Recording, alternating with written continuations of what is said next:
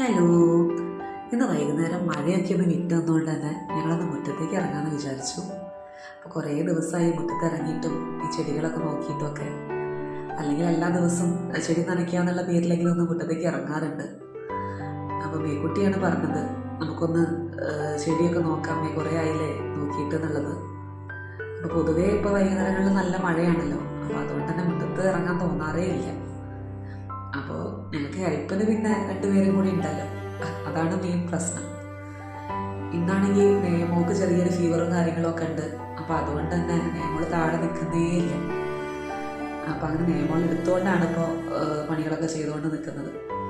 അതിൽക്കൂടെ പിന്നെ ചൂലൊക്കെ കിട്ടിക്കഴിഞ്ഞാൽ പിന്നെ അത് പിടിച്ചിട്ട് നടക്കും. അതാണ് അതിൽക്കൂടെ ബാക്കിൽ ചൂലൊക്കെ പിടിച്ചിട്ട് നടക്കുന്നുണ്ട്.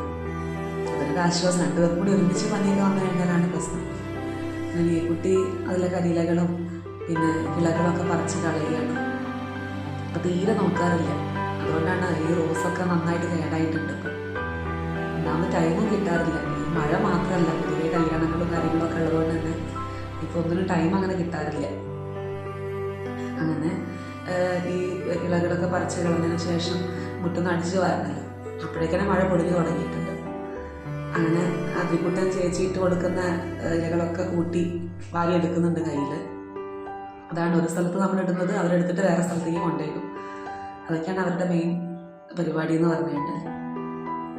അങ്ങനെ ഈ കുട്ടി എന്തോ ഇഷ്ടത്തോടു കൂടി ചെയ്യുന്നുണ്ട്. അല്ലെങ്കിൽ പൊതുവെ അവളെ വിളിച്ചു കഴിഞ്ഞാൽ നമ്മൾ വരാറില്ല. അങ്ങനെ അവൾ അടിച്ചു വരാന്നൊക്കെ പറഞ്ഞിട്ട് അടിച്ചു വാരാണ്. അതും അവൾക്ക് ഇഷ്ടപ്പെട്ട പരിപാടിയൊന്നും അല്ല, എങ്കിലും ഒരു ഇൻട്രസ്റ്റ് കൊണ്ട് ചെയ്യുകയാണ്. അത് കണ്ടിട്ട് അതിരിക്കുട്ടനും ചെയ്യണം എന്ന് ഇഷ്ടമാണ്, ചെയ്യാൻ വേണ്ടി നോക്കുന്നുണ്ട്. പക്ഷെ അവൾ കൊടുക്കാതെ ചെയ്യുന്നുണ്ട്. അപ്പം എത്ര നേരം ചെയ്യുന്നു നോക്ക് നമുക്ക് വിചാരിച്ച് ഞാനൊന്നും വേണ്ടിയില്ല. കുറച്ച് നേരമൊക്കെ ചെയ്യുള്ളൂ, അത് കഴിഞ്ഞാൽ പിന്നെ നമ്മളന്ന് ചെയ്യേണ്ടി വരും. അങ്ങനെ ഈ കുട്ടി കഴിച്ചു വാരലൊക്കെ കഴിഞ്ഞാൽ ചൂലുമെല്ലാം അതിരിക്കുട്ടന് കൈമാറിയതാണ്. അതിരിക്കുട്ടൻ അടിച്ചു വാരിയത് പിന്നെ മറ്റേ ഭാഗത്തേക്ക് തന്നെ കൂട്ടിയിടുന്നുണ്ട്. അപ്പോൾ ഇതൊക്കെയാണ് നമ്മുടെ പണികൾ മുന്നോട്ട് നീങ്ങാത്തതിൻ്റെ മെയിൻ കാരണം. ഹെൽപ്പർമാർ കൂടുതലുണ്ടായാലും പ്രശ്നമാണല്ലോ.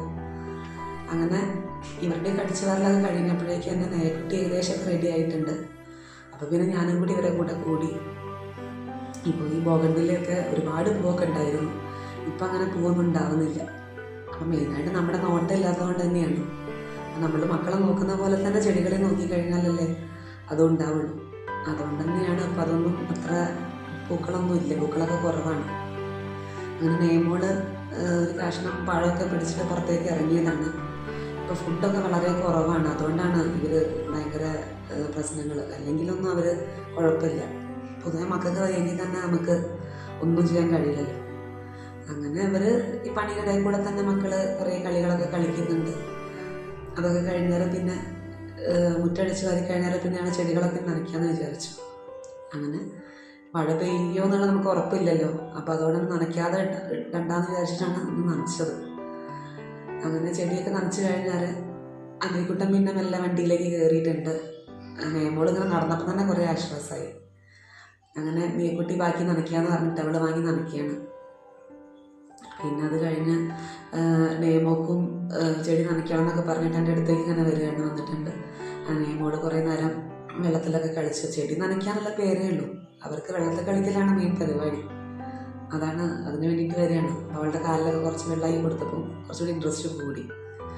അങ്ങനെ നമ്മുടെ പണിയൊക്കെ കഴിഞ്ഞാൽ പിന്നെ ബാക്ക് സൈഡിൽ കുറച്ച് നനയ്ക്കാനുണ്ട്. അപ്പോൾ അത് ഞാൻ അവർ കാണാതെ ബാക്കോട്ട് പോയിട്ടുണ്ടായിരുന്നു. പക്ഷെ ഒരു കാര്യമില്ല, അവർക്കറിയാം അത് കഴിഞ്ഞാൽ ഞാൻ ബാക്കോട്ടാണ് പോകുക എന്നുള്ളത്. അപ്പം നേമോള് നല്ല എൻ്റെ കൂടെ ബാക്കിലേക്ക് വന്നതാണ്. അങ്ങനെ അവൾ ചെടിയൊക്കെ നനച്ചു. ബാക്കിൽ ഒരു ചെറിയ തെങ്ങും ഒരു മുരിങ്ങമരം ഒരു പ്ലാവും ഒക്കെ ഉണ്ട്. അപ്പോൾ അതൊക്കെ അവൾ നനയ്ക്കുകയാണ്. അപ്പോൾ അതറിഞ്ഞിട്ട് അതിരിക്കുട്ടന് വന്നിട്ടുണ്ട്. വന്നു കഴിഞ്ഞാൽ മിക്കവാറും അടി ഉണ്ടാക്കലാണ് പതിവ്. പക്ഷേ ഇന്നെന്തോ അവൻ ജസ്റ്റ് പിടിച്ചിട്ടേ ഉള്ളൂ. അവൻ നിൽക്കുന്നുണ്ട് കുറച്ച് നേരം. അപ്പം ഞാൻ വരാൻ പറഞ്ഞിട്ടൊന്നും അവർ മൈൻഡ് പോലും ചെയ്യാതെ നിൽക്കുകയാണ്. കുറേ നേരം അങ്ങോട്ടും ഇങ്ങോട്ടും ഒക്കെ അത് വെച്ചിട്ട് വെള്ളം അടിച്ചിട്ട് കൊടുക്കുന്നുണ്ട്. അതിരിക്കുട്ടൻ എന്തോ അടി ഉണ്ടാക്കുന്നതന്നെ ഭാഗ്യം. അല്ലെങ്കിൽ രണ്ടാളും കൂടി കൂടിക്കഴിഞ്ഞാൽ ഇങ്ങനത്തെ കാര്യത്തിനൊക്കെ ഭയങ്കര അടിപിടിയാണ്. അങ്ങനെ അവർ ചെടിയൊക്കെ നനച്ച് കഴിഞ്ഞ് പിന്നെ ഞങ്ങൾ ചെടി നനയ്ച്ച് കഴിഞ്ഞ് പിന്നെ ഞങ്ങൾ ചായ വേണമെന്ന് പറഞ്ഞാൽ അവർ ചായ ഉണ്ടാക്കി കൊടുത്തു. അവർക്ക് ചായ എന്നൊക്കെ അവർ പറയും. ചായ നമ്മൾ കൊടുക്കരുതെന്ന് അറിയാവുന്നതുകൊണ്ട് തന്നെ ഞാൻ കുറച്ച് ബൂസ്റ്റ് ഉണ്ടാക്കി ചായ എന്ന് പറഞ്ഞ് കൊടുക്കുക ചെയ്തത്. അപ്പോൾ അവർ ചായ കുടിക്കുകയാണ്. ചായ കുടിക്കുമ്പോൾ നെയ്മോള് ഇപ്പം ഇങ്ങനെ ഹായ് എന്നൊക്കെ പറയാൻ തുടങ്ങിയിട്ടുണ്ട്. അത് കഴിഞ്ഞ് നീലെഴുതലൊക്കെ കഴിഞ്ഞ് അവർ പ്രാർത്ഥിക്കുകയാണ്. ചേച്ചി വെളുക്കത്തിക്കാൻ പോയ സമയത്ത് അവർ കണ്ണനെ തൊഴുകയാണ്. നെയ്മോൾ എന്തൊക്കെയോ പറയുന്നൊക്കെ ഉണ്ട്. അതിൽ ഇപ്പം അമ്മയെ നാരായണ എന്നൊക്കെ നെയ്മോൾ പറയുന്നത് കേട്ടൊക്കെ പറയുകയാണ്. അങ്ങനെ വിളക്ക് വെച്ചതിന് ശേഷം നീക്കുട്ടിയും അതിരിക്കുട്ടനും നെയ്ക്കുട്ടിയും കൂടി ഇരുന്നിട്ട് നാമൊക്കെ ചൊല്ലി, നാമം ചൊല്ലുന്നുള്ള പേരേ ഉള്ളൂ, നീക്കുട്ടി നാമം ചൊല്ലും, അവരെന്തൊക്കെയോ കളിച്ചിങ്ങനെ നിൽക്കും. നല്ലൊരു കേട്ട് പഠിച്ചോളല്ലോ എന്ന് ഞാനും വിചാരിച്ചു. അങ്ങനെ അതൊക്കെ കഴിഞ്ഞു. Okay, by.